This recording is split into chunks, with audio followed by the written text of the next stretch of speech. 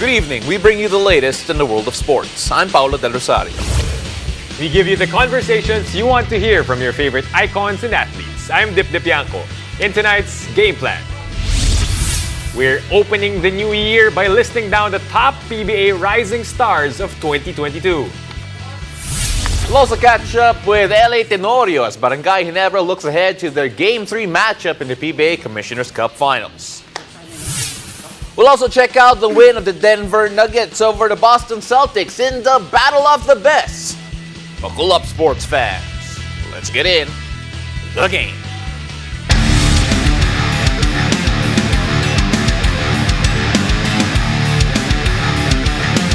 Well, it's a brand new year, and tonight we are kicking things off with a list of the top PBA Rising Stars as we're joined by a pair of legends. That's right, it's not Dip and I. We've got two-time PBA champ and PBA Rush analyst Coach Topex Robinson alongside seven-time PBA champ LA Tenorio. Gentlemen, welcome to the game.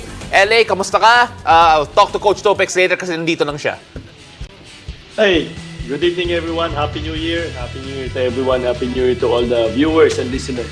Happy New Year, LA, and of course, Coach Topex. How are you? How's your New Year? Obviously excited for 2023. Excited to be here with you guys. Yeah, I'm excited for your 2023 as well. So let's focus first on the fact that yung listahan natin dito, LA, Coach Topex, is not official. Yeah. So this is just a list selected by these gentlemen over here. We're gonna start off first with Coach Topex kasi napaka-biased yung pick niya.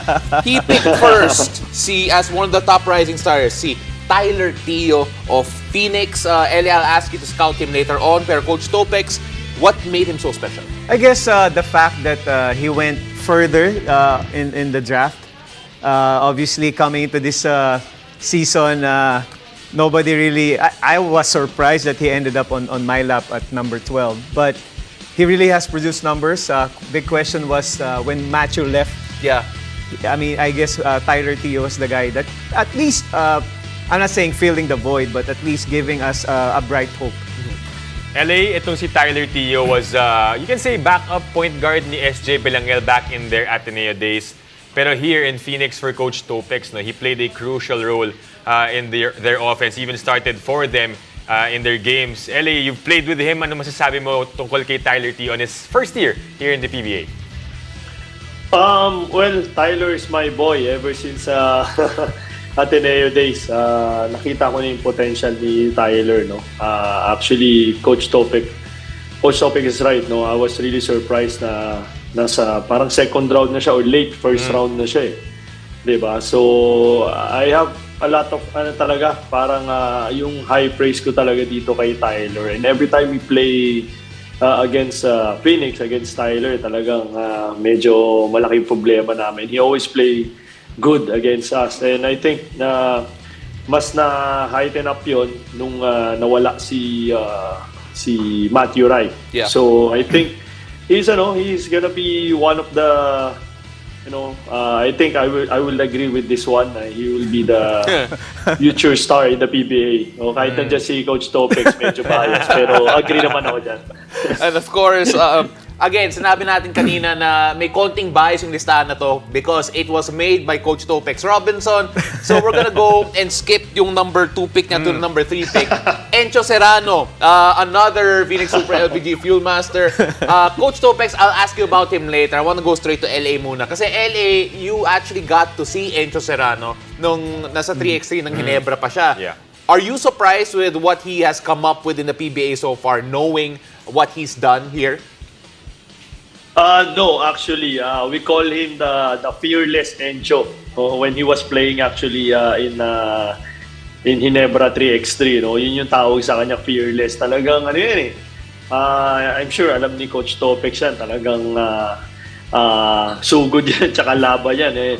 And then when I saw him play, actually when I see him play the whole conference, para nakikita ko nga si Scotty when he was starting. Diba? He's all over the place. He's getting the rebounds against the big guys, driving to the basket, and the kid is really fearless, and marami pa pahirapan to. Malaki potential ng batan to. So I guess I have to agree again to Coach Topex. Medyo bias, pero meron pa ba yan? Mga balat na rookie nila, nilagay nila dyan. Ha?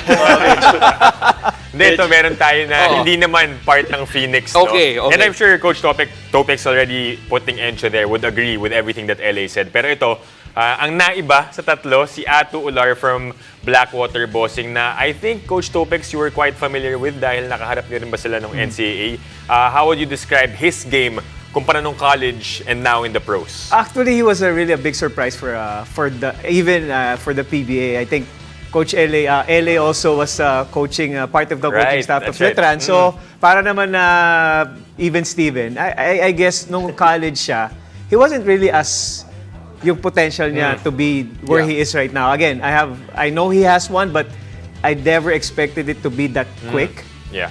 Because he just all of a sudden started making threes. So those are things, and he was confident. The reason why I put him there because when he played against them, he really burned it from the outside. Yeah.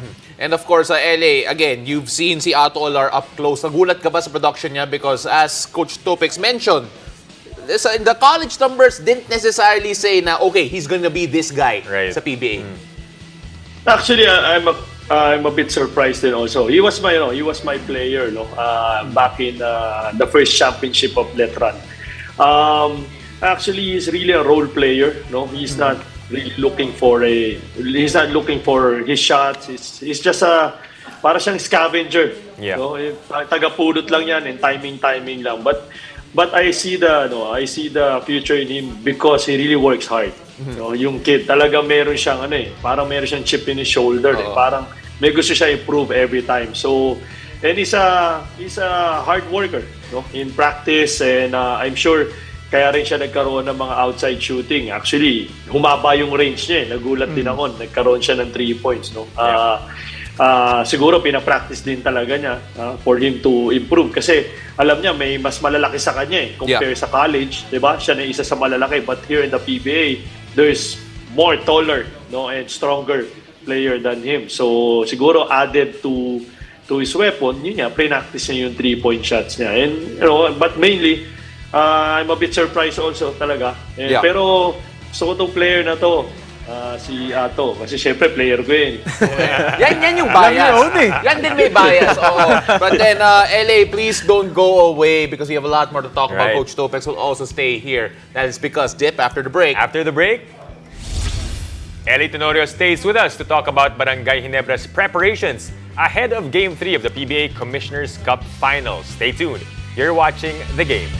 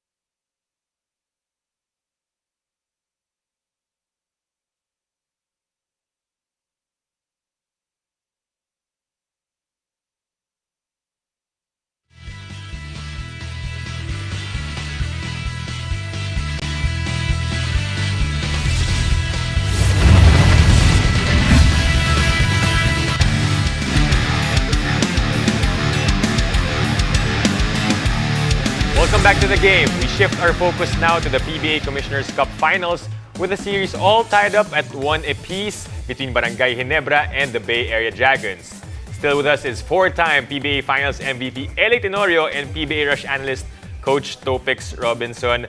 Welcome back, gentlemen. And our topic this time around, yung finals na magre-resume this Wednesday already. So, LA, balikan muna natin yung Game 1 performance, your vintage performance as what they call it. But I want to ask you personally, do you think this is a vintage performance, or heading into that game, you knew in yourself na I can carry the same game, yung stats ko, kaya kong gawin yun anytime I want? Actually, no.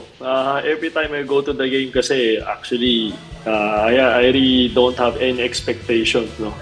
Kung ano lang talaga yung dumarating during that game, you know, kailangan ng adjustment, then dun lang ako nag-a-adjust. So I don't really expect, you know, to score a lot of points every game, no. And actually that's not my game, to be a scorer, no. Opportunity wise, yun lang yung ginagrab ko. Kaya siguro nagkakaroon ako ng opportunity because of yun nga, maraming factor. They double on Justin, and then a lot of transition also. So nagkakaroon lang ako ng opportunity. So I don't really look for to score, you know, 18, 20 points per game. No. I understand that, LA. And of course, syempre, the hardest question of the day will not come from either Dip and I. It will come from our guest analyst here. Itong si Coach Topix Robinson. Coach Topix, you prepared questions that are not on our script. So we don't know what we're going to ask. Coach Topix, what do you have for LA? Sa akin kasi, since we've mentioned the Game 1 performance of LA Tenorio, it was really solid. You know, given nga, sinabi niya, he doesn't really score, pero alam naman natin that he could light it up all the time. But I think LA, ang question lang, because what we've noticed during Game 2, Bay Area, I mean, obviously you know that Nicholson will be guarded. Yeah. But what do you think did the Bay Area did for them to really, we saw Zoo really attacking the basket a lot of times. What do you think are the adjustments na ginawa ng Bay Area coming into Game 2? Offensively. Offensively, they were really aggressive. No, they really attacked. They attacked the basket really hard. No, especially Zoo. From the start pa lang, he was really aggressive against any defender of us. And then with Nicholson, he was not forcing his shots. All of his shots are really parang on point. No, hindi niya pino-force yung shots niya. And ready sila sa defense na binibigay namin sa kanila. Parang yun yung adjustment na ginawa. And malaking factor din is yung players nila coming off the bench. Alam naman natin yung Bay Area, they only have a shorter rotation. Pero in Game 2, when they're parang I think 7, 8, and 9 players went inside the court, nag-contribute sila eh. Yeah. Nagkaroon sila ng positive contribution. So I think yun yung malaking factor for them. And you know, malaking adjustment yung ginawa nila. They didn't even use Liu, the tallest guy in the floor, because gusto nila na ma-pressure or ma-deny din yung offensive namin o offensive execution namin. They denied our offensive execution. So yun, I think yun yung malaking adjustment na ginawa nila. No, they disrupted our offense, and they attacked the basket really hard against us. LA is talking about yung offense ng Bay Area. It's still amazing yung ginawa nyo that you are able to keep them below 100 points again. And throughout the entire conference, itong Bay Area, they have been dominating teams in all of their wins. In fact, I can't even remember a game where they were they scored below 100. Very few games where they scored below 100. Is that something that is more sustainable for you, knowing that, okay, 3 games na kayo, below 100, holding Bay Area? Actually, we were all surprised, no? Nung Game 1, we limited them to below 80. Diba? And then we out-rebounded them by, I think, 23? 25. 25, diba? We were really surprised, and sabi nga ni Coach, that was really amazing, diba? Against Bay Area Dragons. But you know, against Bay Area, with a good coach, great coach also, talagang I think it's hard to repeat now. It's possible again, and sana maulit namin, but it's gonna be really hard to repeat that kind of performance, no? But you know, we're we're hoping na magawa ulit namin and they shoot bad again outside the next few games. And yun ang gusto namin, di ba? So, but our defense will be will be ready, will be more aggressive. So they adjusted second game. I think it's time. That's why it's a series. So it's time for us to adjust this third game. And we've been watching the film, the game every day. So kaya medyo kahit natutulog kami, iniisip namin kung ano yung gagawin namin adjustment. No? I can also say that the coaches do that also. Inside information there. Pero, Dip, you were gonna say? Yeah, I was gonna say, LA talked about the adjustments that Bay Area did offensively. But I believe, Coach Topex, you were mentioning na you also wanted to find out ano yung ginawa nila defensively against Ginebra, right? You have a question for LA kasi about that? LA, obviously, ikaw yung topic nila coming into Game 2. Yeah. And napansin lang din namin, watching Game 2, medyo na-lessen yung penetration mo compared to Game 1. What do you think, yun lang, just to follow up din, what do you think ang ginawa ng Bay Area para ma-limit yung penetration? Hindi lang sa'yo LA, but the rest, I think. The rest. Actually, yes. Yung lahat ng guards namin, they were really ready. They were really showing hard on the pick and rolls. And actually, they were daring us to really shoot from outside instead of us penetrating and spraying the ball. Kasi yun yung kinakatakot din nila. But once there's a breakdown, yung ball movement kasi namin And yun yung isa sa mga tinitingnan din nila. So they really showed hard. Sometimes they switch. And if they switch kasi, halos same Same height lang Same height lang So medyo yun yung naging adjustment nila. And actually, they extended their defense. They know that we're running the triangle. So yun ang ginawa nila. Dininay talaga nila yung mga wings namin for us not to start our offense. So yun yung malaking factor na ginawa nila.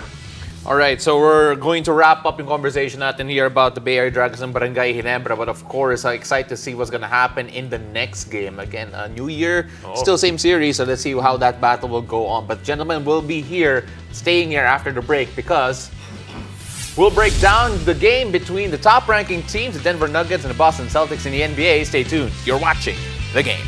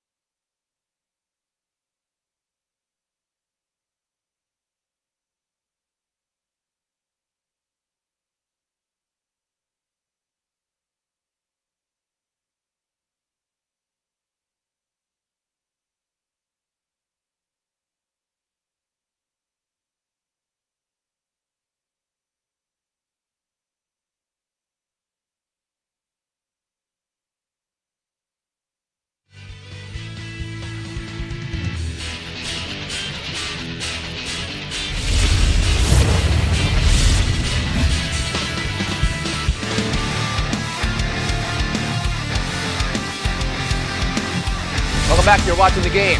It was a battle between the two best teams in the NBA. The West came up with the victory as the Denver Nuggets sealed a 12-point win over the Boston Celtics. Still with us to talk about this matchup, our basketball analyst, Tenorio, and Coach Topex Robinson. Coach Topex, I'm going to start off with you here. A lot of people excited that, okay, the two best teams in the NBA, statistically speaking, record speaking, finally matched up against each other. But that does not necessarily mean na, uy, ito na yung finals matchup natin, does it? It's really a big tricky question. Sometimes you get caught up in that number one spot, and then there's so much hype into it. Yeah. It could be a two-edged sword because first, for Denver, it might be something that they might fall into the trap that they think that they're the number one team, so they're gonna have a bigger target on their backs. So there's gonna be a lot of pressure. So for me, it's really kind of challenging to stay number one, because you'll know that everybody's ganging up on you. Yeah. So it could be something that could be also a blessing by making sure that you're going to protect that. So it could be an inspiration for the team, for Denver, to really hold on to that spot. Denver Nuggets beating the number one team in the East, the Boston Celtics. LA, you've been in a similar situation. Tinalo niyo yung number one team na Bay Area in the eliminations. Ano ibig sabihin ng panalo na to for Denver in a regular season game against Boston? It's a big boost of morale, I think, sa Denver, beating the number one team in Boston, in Eastern Conference standing, But Coach Topex is right, eh. Parang ang